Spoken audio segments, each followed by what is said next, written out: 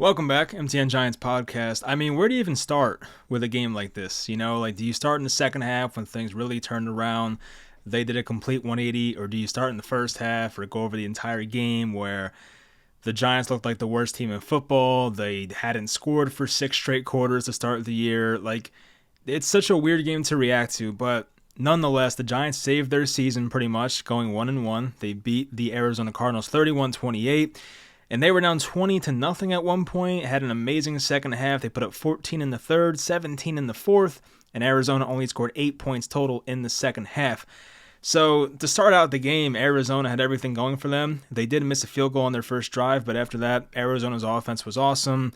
We're all wondering what the hell's going on with Wink Martindale and why is there no pressure and why is the secondary not covering these receivers and why is James Conner breaking so many tackles. But at a point in the second half, probably around like the mid-third quarter or so, it seemed like Arizona's offense was out of tricks. Like they had no idea what to do. The Giants' defense all of a sudden became very dominant, and that pretty much changed the entire game. Now, the thing that changed the game the most was the Giants' offense in the second half, because obviously in the first half, getting shut out, they had pretty much nothing going on offense. I mean, Jones' stats were not that good. Saquon's stats were not that good. I think Waller might have had 1 or 2 catches at halftime. There wasn't much going on. In the second half, though, they open up with the deep ball to Jalen Hyatt, and from that point forward, the Giants' offense looked unstoppable.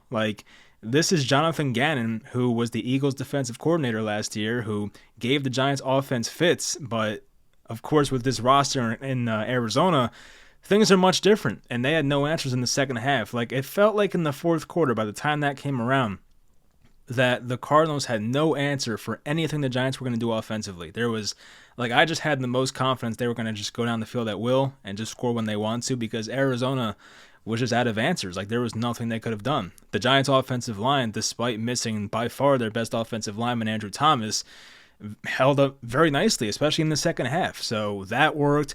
Jones looked tremendous in the second half. That was Daniel Jones' best half of football, and probably since the Minnesota game. I know it's not that long ago, but he looked amazing in the second half. So that was good to see. I guess the one downside, maybe two, of course, was Saquon getting hurt in the late fourth quarter. The Giants play on Thursday, so I highly doubt he plays unless it's completely a fake injury, but I don't think that's the case. It seems like it's something that might take a week or maybe more.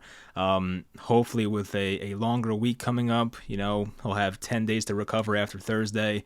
Hopefully by week 4 he can be back, but it looked pretty bad, so I don't know. The other bad part though was that you were down 20 to nothing to the Arizona Cardinals. That's the bad part. Now, there were rumors that Brian Daboll was calling plays in the second half. In the post-game presser, he denied it. He basically said, I talked to Mike Kafka about certain plays and whatnot, but he gave Mike Kafka the credit in the second half. So, I don't know. I have no idea what to expect there or what to think. Maybe he wants to give Mike Kafka a lot of credit because this is the Arizona Cardinals who interviewed Mike Kafka twice for a head coaching job. Maybe he wants to give Kafka most of the credit. I don't know. I don't know if it's a 3D chess type thing, whatever. But whatever happened in the second half with play calling, it was much different. The offense looked way more vertical. They did take one deep shot in the first half. Slayton was kind of underthrown by Jones, but in the second half, there were a lot of deep passes over 20 yards, things that as Giants fans, we have been starving for, which we don't get usually. But in this game in particular, a lot of deep shots, especially in the second half, so I did love to see that. So I was rambling there for sure, but let's go in order. We'll start with the offense as always. First half, there's really not much to say. It just got off to such a slow start. Josh Izuda had a false start on the very first play of the game, which you just obviously can't have that. Saquon did not have a carry on the first drive, which pissed me off. They got in a 3rd and 2 situation. They passed again. It was incomplete. They had a punt. It was come on. This was the game to, give Saquon a bunch of carries. He ended with 17.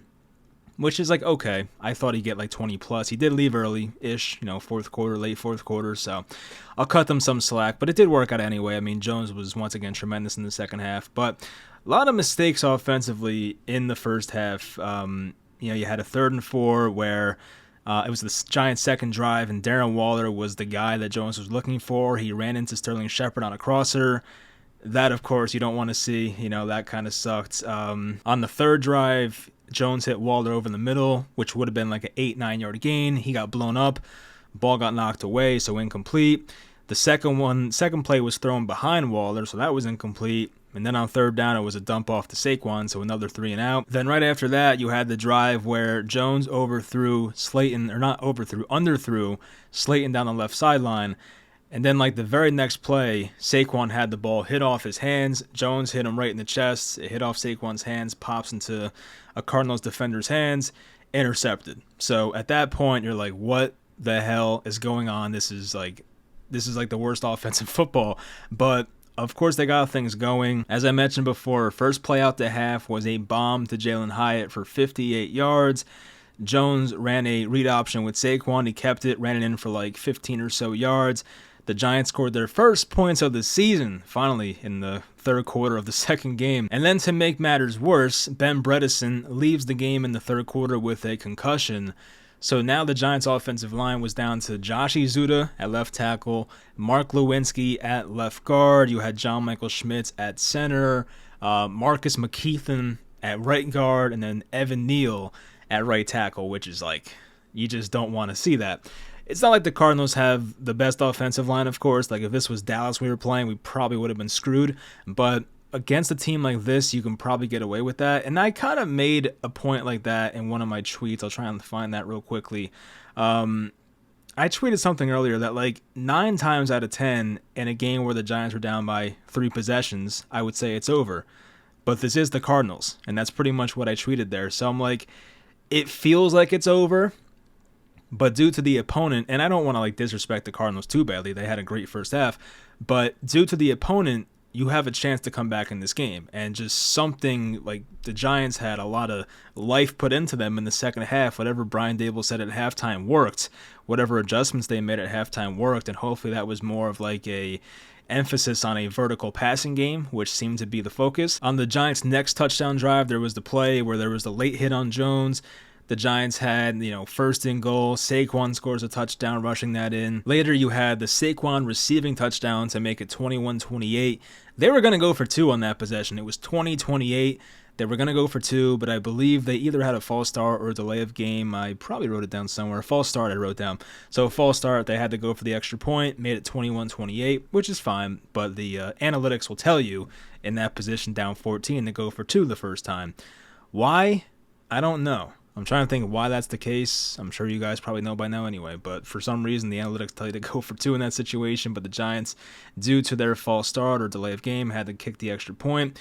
But that made it 21-28. On the Giants' drive to tie the game, there was the 30-yard catch by Jalen Hyatt, another great throw by Jones, and Hyatt high-pointed the ball very well. So I feel like Hyatt is just one of those guys you have to give more reps to. Like, I have not been that impressed with I almost said Calais Campbell, with Paris Campbell.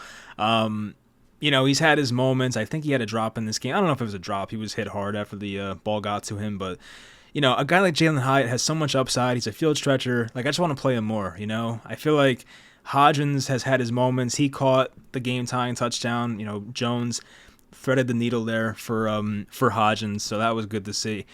So, of course, they tie the game. Defense, once again, they step up. Arizona had back-to-back false starts on 3rd and 6 and then 3rd and 11. So, of course, they just dumped it off. 3 and out for Arizona once again.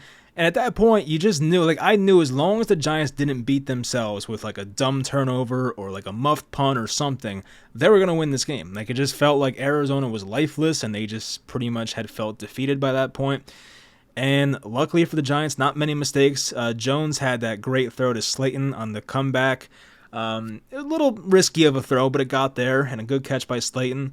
Saquon then injures his ankle, but by that point, they were already in field goal range. So, of course, Graham Gano steps in, 34-yarder. Game winner puts him up 31-28. Josh Dobbs went for the Hail Mary. It did not reach the end zone, so that's the end of that one. If you watch the Denver game today, Denver's Hail Mary reached the end zone. Of course, they did not convert to 2-point conversion, so they lost. But Hail Marys against the Giants scare me. I still think about Aaron Rodgers' 2016 playoff game. So That kind of stuff scares me. But overall, the numbers for Jones looked pretty good. 26 of 37. That's a great percentage. 321 passing yards, 2 rushing touchdowns, 1 interception. That's not his fault. He also had 59 rushing yards, 1 rushing touchdown on 9 carries. That's 6.6 yards per carry. Saquon was 17 carries, 63 yards, 3.7 per carry, and a touchdown. The Giants' leading receiver was Jalen Hyatt on 2 catches. That's the kind of receiver he is, averaging 44.5 per reception in this game. 2 catches, 89 yards. Darren Waller had 6 for 76. That was good to see. Waller had a good drive. I think it was maybe the late third or something. He had a really good drive, Waller, with like 3 catches on it.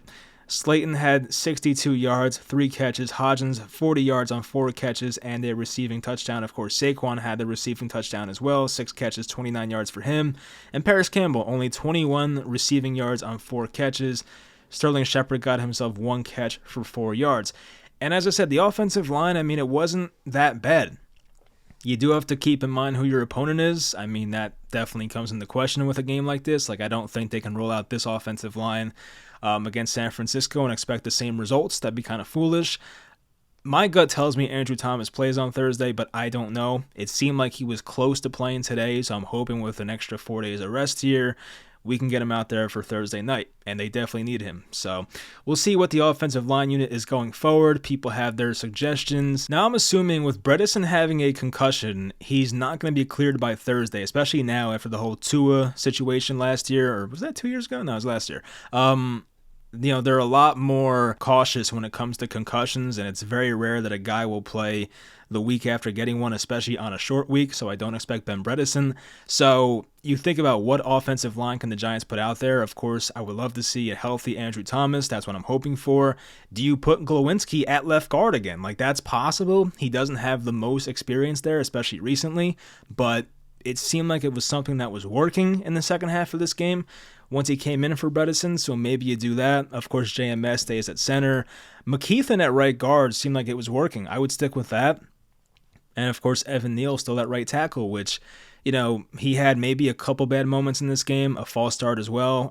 That was actually a big one. There was a false start on Evan Neal on a 3rd and goal play, I think, and I forget what happened after that. They scored, of course, but it was a pretty crucial situation for a false start. But yeah, I would keep putting Evan Neal out there. It has not been that bad yet to the point where he's unplayable. He's still a guy we invested a top 10 pick in last year, so you want to give him more time. But against a tough defense next week in San Francisco, I don't know what to expect. But it's not like the Giants have that many great options behind him anyway, so if it were me, I'm going to roll him out there, see what Evan Neal does against San Francisco. But yeah, for the offense, it's good to see. The Giants had one game last year where they scored over 30 points, regular season-wise at least. I believe it was the Colts game. Did they score over 30 in the Viking playoff game? I'm trying to think. I don't know if they did. It might have been 28-21 or something, 28-20, whatever the hell the score was. But yeah, the Giants do not see over 30 points very often. So for that to happen and for it to pretty much all be in the second half, it's pretty amazing. So that was good to see. Hopefully some of those good offensive habits carry over into the second half. If that happens, of course, there is a chance they can compete with San Francisco. And that's all we have to hope for right now. Not having Saquon will make it very tough. It puts a lot more on Daniel Jones' shoulders, but hey, the passing game looked great today. Hopefully they can keep that going in week number 3. Defensively for this team, it was a weird game. There were no turnovers, not even a sack. It was just kind of odd. You figured with Arizona's offensive line not being good and the Giants, having good interior defensive linemen, Leonard Williams and Dexter Lawrence, you would think in a game like this against a Josh Dobbs type quarterback that they would have some success and get more sacks. But especially in the first half, Dobbs had a lot of time to throw. But in the second half, when the Giants offense turned it on, that's when the Giants defense turned it on. I think the Giants defense may have taken 1 or 2 extra drives to get, on sync with the offense and start playing much better. Because I remember there was the dumb play with Okereke where he got the roughing the passer and some other stuff happened. But by the mid-third quarter or so, the Giants' defense started playing much better. And by the fourth quarter, as I said before, it just seemed like Arizona ran out of answers for the Giants' defense. And it wasn't like the Giants, as I said, there were no turnovers, no sacks, but It seemed like they were constantly in the backfield. They were not allowing James Conner to beat them in the second half, which was a big problem in the first half. Conner overall had 23 carries for 106 yards, 4.6 a carry, and 1 rushing touchdown. Joshua Dobbs on the ground had 3 carries for 41 yards, had the big touchdown run as well. But James Conner had some nice runs where he was breaking tackles and looked like Derrick Henry out there. And he's a good back, but they made him look better than he is, let's be honest. Zach Ertz, the Giants killer, he came through as always, 6 catches for 56 yards.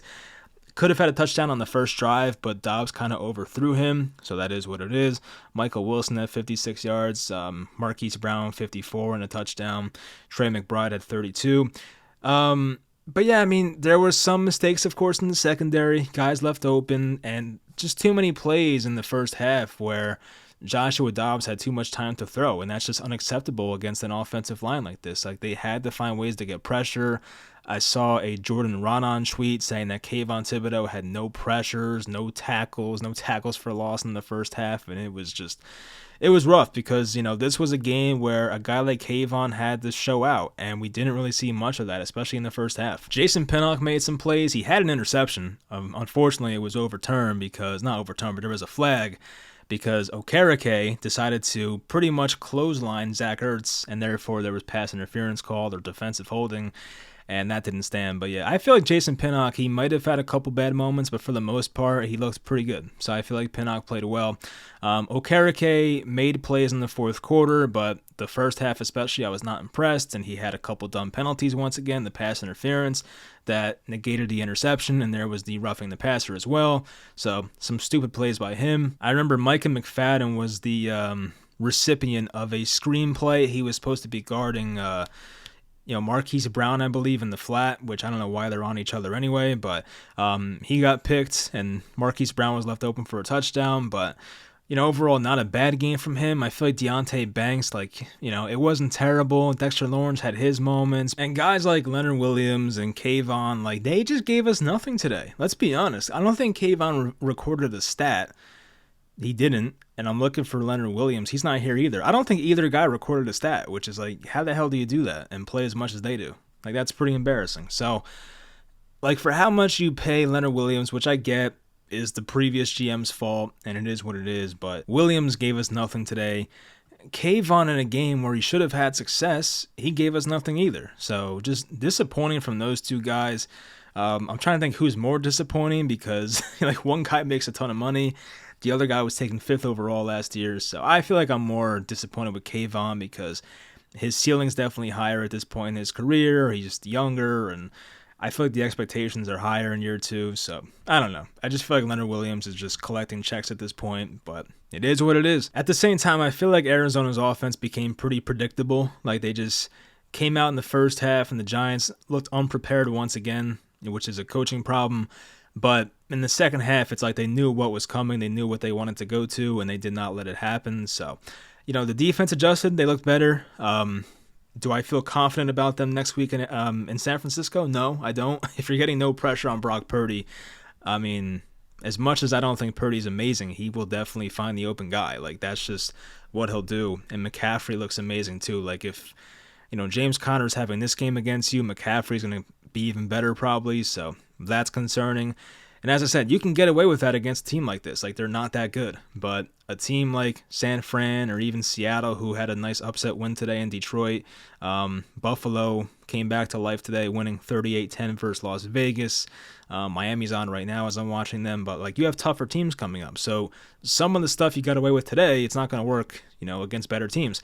But if their offense plays in the second half of today's game, more frequently, then they should be fine. I think that offense is good enough. So how much of that was Arizona's defense? How much of that was the offensive line being better and Jones getting his head out of his ass and seeing the field better? The receivers getting open. There's a lot of nuance to it, of course. But I will say I am looking forward to the offense because it did look much better.